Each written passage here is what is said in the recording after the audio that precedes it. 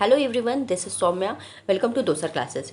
अभी स्टार्ट करने वाले हैं हम फोटोसिंथेसिस एंड रेस्पिरेशन का चैप्टर, जो कि क्लास 7 बायोलॉजी का चैप्टर है। अब ये चैप्टर थोड़ा सा लेंथी है। कंसाइज की बुक में ये दो अलग अलग टॉपिक फोटोसिंथेसिस एंड रेस्पिरेशन एक ही चैप्टर में दे रखे हैं, ठीक है। हाँ, हो सकता है किसी और बुक में ये दोनों टॉपिक डिफरेंट चैप्टर में हों, लेकिन यहाँ पर ये एक ही चैप्टर में दे रखे हैं। तो हम इस पूरे वीडियो को 2 पार्ट में बनाएंगे। मीन्स अभी ये पार्ट 1 आएगा फोटोसिंथेसिस का टॉपिक लेके। अब नेक्स्ट पार्ट जो आएगा हमारा, वो रेस्पिरेशन के टॉपिक के साथ आएगा, ठीक है। तो चलिए स्टार्ट कर लेते हैं कि फोटोसिंथेसिस होता क्या है। अभी फोटो का मतलब होता है लाइट से, मीन्स फोटो वर्ड का मतलब होता है लाइट, और सिंथेसिस का मतलब होता है कुछ कंबाइन करके बनाना, ठीक है। तो लाइट की प्रेजेंस में कुछ बनाने की प्रोसेस होती है फोटोसिंथेसिस। ओके, तो पढ़ेंगे हम लोग, बहुत कुछ जानेंगे इसके बारे में, लेकिन उसके पहले हम ये सोचिए आप, अभी फोटोसिंथेसिस की प्रोसेस जो होती है उसकी क्या ज़रूरत है। वो इसलिए कि हर एक लिविंग बीइंग, जितने भी लिविंग्स होते हैं, चाहे वो प्लांट हो चाहे वो एनिमल हो, उन सबको एनर्जी की रिक्वायरमेंट होती है। उन्हें एनर्जी चाहिए होती है जीने के लिए, किसी भी काम को करने के लिए। इवन वो सांस भी ले रहे हैं तो अगर उनके पास एनर्जी नहीं है तो वो सांस नहीं ले सकते, ठीक है। और वो एनर्जी उनको मिलती है फूड से, यानी कि फूड उनको चाहिए ही चाहिए। अब एनिमल क्या करता है, अपना फूड खुद नहीं बना पाता। वो या तो किसी अदर प्लांट को खा लेगा या तो किसी अदर एनिमल को खा लेगा, उससे वो एनर्जी ले लेगा। लेकिन प्लांट्स लोग क्या करते हैं, ये अदर किसी भी चीज़ पर डिपेंड नहीं होते फूड के लिए। ये लोग अपना फूड खुद से बना लेते हैं, ठीक है। ये प्रोसेस जिससे ये लोग अपना फूड खुद से बनाते हैं उसको कहते हैं हम फोटोसिंथेसिस, ठीक है। तो सब एनर्जी की वजह से क्या आता है, मतलब एनर्जी कंज्यूम करने के लिए ही वो लोग अपना फूड बनाते हैं, ठीक है। अब देखो, मोड ऑफ न्यूट्रिशन 2 टाइप का होता है, ऑटोट्रॉफ्स एंड हेटेरोट्रॉफ। ऑटो का मतलब क्या होता है, सेल्फ से, ठीक है। और ट्रॉफ का मतलब होता है फीड, मीन्स सेल्फ, मतलब जो लोग अपना फूड खुद बना लेते हैं उनको कहते हैं हम ऑटोट्रॉफ, ठीक है। सेल्फ से ही बना लेते हैं, जैसे कि एग्जाम्पल है प्लांट, और कुछ बैक्टीरिया ऐसे होते हैं जो ऑटोट्रॉफ होते हैं। अब जो एनिमल होते हैं, मीन्स जैसे हम लोग भी हैं, ह्यूमन बींग्स भी हैं, तो हम लोग क्या होते हैं, अदर किसी प्लांट पर डिपेंड होते हैं फूड के लिए, या फिर किसी एनिमल को खा लेते हैं, ठीक है। तो हम लोग कैसे हैं, हम लोग का मोड ऑफ न्यूट्रिशन हेटेरोट्रॉफ है। हम लोग अपना फूड खुद से नहीं बनाते हैं, हम लोग अदर प्लांट के ऊपर डिपेंड होते हैं फूड के लिए। इस तरह के मोड ऑफ न्यूट्रिशन को हम हेटेरोट्रॉपिक कहते हैं, ओके। अब तो प्लांट क्या है, ऑटोट्रॉफ है। किस प्रोसेस से फूड बनाते हैं, तो फोटोसिंथेसिस प्रोसेस से फूड बनाते हैं। यही फोटोसिंथेसिस के बारे में हमको इस चैप्टर पे पढ़ना है, ठीक है। अब फोटो का मतलब क्या होता है, ये बात हमने पहले भी बता दी। फोटो का मतलब होता है लाइट, सिंथेसिस का मतलब होता है कंबाइंड। इसका मतलब कि कुछ लाइट की प्रेजेंस में कुछ चीज़ों को कंबाइन करके कुछ बना लेना, ये प्रोसेस कहलाती है फोटोसिंथेसिस। यानी कि the process of sunlight, carbon dioxide, water, chlorophyll, plant make own food by process of photosynthesis। means photosynthesis की process से plants light की presence में कार्बन डाइऑक्साइड एंड वाटर को कंबाइन करके अपना फूड फॉर्म करते हैं, ओके। तो ये इसकी थ्योरी हो गई। अब इसकी एक इक्वेशन है, ठीक है। आपकी बुक में वर्ड में भी इक्वेशन दे सकते हैं और सिंबल में भी इक्वेशन दे सकते हैं, ठीक है। अगर केवल वर्ड में इक्वेशन दे रखी है तो कोई बात नहीं, लेकिन आपको पढ़नी तो पड़ेगी। सिंबॉलिक इक्वेशन भी आपको आगे चल के पढ़नी पड़ेगी, तो यहीं आप इसको लर्न कर लीजिए, इम्पॉर्टेंट है। और अगर आपको फोटोसिंथेसिस पूछा भी गया है पेपर में, तो आप ये इक्वेशन लिखकर आप हाफ मार्क्स गेन कर सकते हो, ठीक है। तो देखो, कार्बन डाइऑक्साइड, वाटर, ठीक है, किसकी प्रेजेंस में मिल रहे हैं, लाइट की प्रेजेंस में, और क्लोरोफिल की प्रेजेंस में मिल रहे हैं, और बना रहे हैं ग्लूकोज एंड ऑक्सीजन, ठीक है। तो फोटोसिंथेसिस की पूरी प्रोसेस हो गई। मीन्स प्लांट क्या करते हैं, लाइट की प्रेजेंस, जब लाइट आती है, सनलाइट आती है, उस टाइम पे ये लोग कार्बन डाइऑक्साइड लेते हैं एटमॉस्फेयर से, और वाटर लेते हैं सॉइल से, और दोनों को मिलाते हैं, और मिलाने के बाद बनाते हैं अपना फूड, ठीक है। और एक नेक्स्ट प्रोडक्ट बनता है इनका ऑक्सीजन भी। तो ये इक्वेशन होती है फोटोसिंथेसिस की।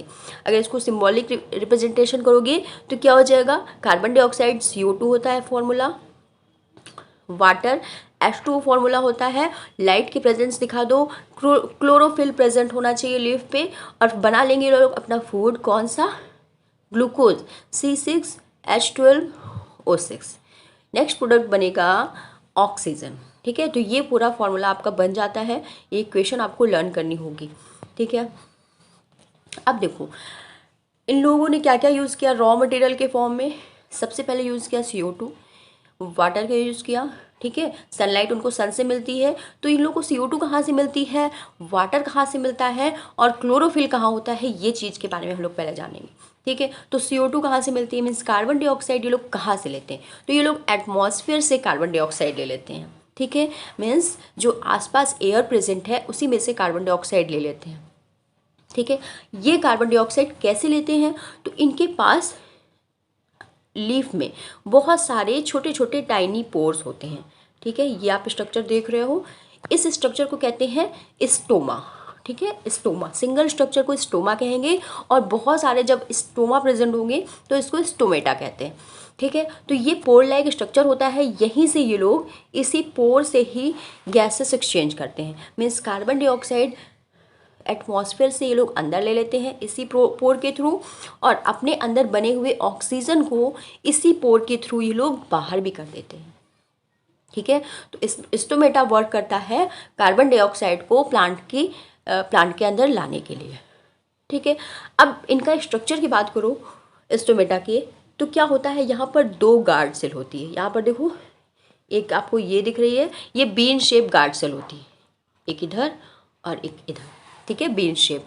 ठीक, तो ये जो दोनों गार्ड सेल हैं ये मेन रोल पार्टिसिप यहाँ पर देती हैं, किसमें, पोर को खुलने में और बंद होने में। इनका ओपनिंग और क्लोजिंग का प्रोसेस होता है। कैसा प्रोसेस होता है, तो देखो ये लोग क्या करते हैं, एक और काम करते हैं स्टोमेटा, वाटर को वेपर के फॉर्म में ये लोग एटमॉस्फेयर पे छोड़ते हैं। कैसे छोड़ते हैं, नीचे सॉइल से वाटर को लेते हैं, मीन्स रूट के थ्रू, रूट की हेल्प से वाटर को लेते हैं, और प्लांट में वाटर ऊपर चला आता है एक टिश्यू के थ्रू। किससे, कई सारे जाइलम टिश्यू के थ्रू वाटर ऊपर चला आता है। ठीक है, अब वाटर जब यहाँ तक पहुँचता है, लीफ के पोर्स तक पहुंचता है, तो क्या करता है, ये पहले ये गार्ड सेल ऐसी बंद रहती हैं। ठीक है, तो इन गार्ड सेल में आके वो इस साइड से फिल हो जाता है, पूरा भर जाता है। बीच की जो गार्ड सेल का जो मीन्स ये वाली लेयर, जो गार्ड सेल की ये अंदर की लेयर होती है, इनर लेयर होती है, ये थोड़ी थिक होती है, तो वाटर इस साइड से नहीं जाता, वाटर एंटर करता है इस साइड से। ठीक है, जिसकी वजह से बहुत ज़्यादा ये थिकन हो जाती हैं, फूल जाती है। जब फूल जाती है तो ऐसे हो जाती है, और पोर इसके ऐसे ओपन हो जाते हैं। ठीक है, और वाटर को जैसे ही इन्होंने वेपर फॉर्म में बाहर किया, वैसे ही पोर धीरे धीरे करके फ्लैसिड हो जाते हैं। ठीक है, तो एक होती है फ्लैसिड स्टेज, यानी कि stomata close, flaccid stage, stomata close. एक होती है टर्जिट स्टेज, टर्जिट स्टेज में स्टोमेटा ओपन हो जाते हैं, मीन्स फूल जाते हैं। ठीक है, बल्गी हो जाते हैं। तो ये दोनों ओपनिंग एंड क्लोजिंग के प्रोसेस के थ्रू ये पोर ओपन होते रहते हैं, क्लोज होते रहते हैं, और गैसेस एक्सचेंज करते हैं, प्लस वाटर को इवेपोरेट करते हैं। ओके, तो ये प्रोसेस हो गए। तो अब हम समझ गए कहाँ से हम लोग कार्बन डाइऑक्साइड लेते हैं प्लांट्स। तो प्लांट एटमॉस्फेयर से कार्बन डाइऑक्साइड लेते हैं, किसकी हेल्प से लेते हैं, तो स्टोमेटा की हेल्प से कार्बन डाइऑक्साइड ये लोग लेते हैं। ओके, अब वाटर कंडक्शन कैसे होता है, तो अभी जैसे हमने बताया वाटर कंडक्शन कैसे होता है, वाटर भी चाहिए ना, CO2 तो हो गया उसके पास, वाटर भी चाहिए फोटोसिंथेसिस के लिए। तो वो लोग क्या करते हैं, सॉइल में बहुत सारा वाटर प्रेजेंट होता है, तो रूट उससे एब्जॉर्ब कर लेती है। देखो एब्जॉर्ब कर रही है। ठीक है, एब्जॉर्ब करने के बाद एक टिश्यू होता है, हर एक प्लांट के अंदर एक टिश्यू होता है, जाइलम वेसल। ठीक है, ये जो जाइलम वेसल्स होती हैं ये वाटर को ऊपर ले जाने में हेल्प करती हैं, प्लांट को हाइट तक पहुंचाता है, प्लांट में हाइट तक वाटर को पहुंचाता है। ठीक है, अब वाटर ऊपर चला गया, ऊपर गया, स्टेम में पहले चढ़ा वो, और फिर वो लीफ में आ गया, और लीफ में आने के बाद लीफ में उसको मिल जाते हैं बहुत सारे एक्सटर्नल पोर, यानी स्टोमेटा, और स्टोमेटा के थ्रू होते हुए ये बाहर निकल जाता है। ओके, तो इस तरह से वाटर कंडक्शन होता है। अब देखो बाहर निकल गया, ठीक है, तो हम आपको बता दें प्लांट्स ना 100% वाटर में से 99% वाटर बाहर इवेपोरेट कर देते हैं। सिर्फ 1% वाटर का यूज़ ये लोग अपने फूड फॉर्मेशन के लिए करते हैं, ठीक है, और अपने यूज़ के लिए करते हैं।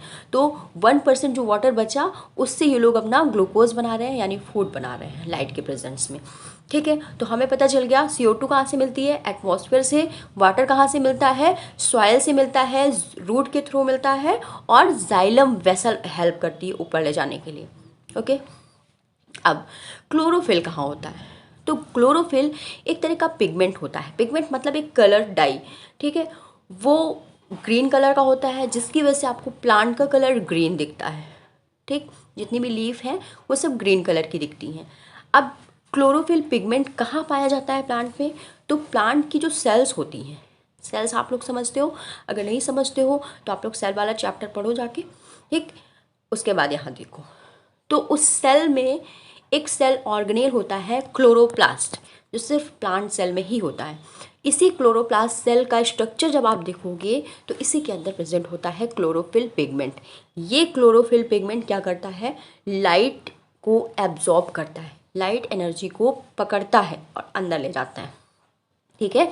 मीन्स सनलाइट आ रही है तो उससे ये लाइट एनर्जी को ट्रैप कर लेता है ये पिगमेंट का। अगर क्लोरोफिल पिगमेंट नहीं हो प्लांट में तो एनर्जी को ट्रैप करने वाला कुछ नहीं रहेगा, मीन्स सनलाइट बेकार हो जाएगी, प्लांट उसको कंज्यूम नहीं कर पाएंगे, ठीक है। अब क्लोरोप्लास्ट का स्ट्रक्चर कैसा होता है, तो ये डबल लेयर्ड होता है, मीन्स डबल मेम्ब्रेन होता है। एक मेम्ब्रेन, एक अलग मैं बना देती हूँ, एक ये मेम्ब्रेन हो गई, एक ये मेम्ब्रेन हो गई, ठीक है। तो डबल मेम्ब्रेन स्ट्रक्चर होता है। इसके अंदर कुछ स्ट्रक्चर्स होते हैं।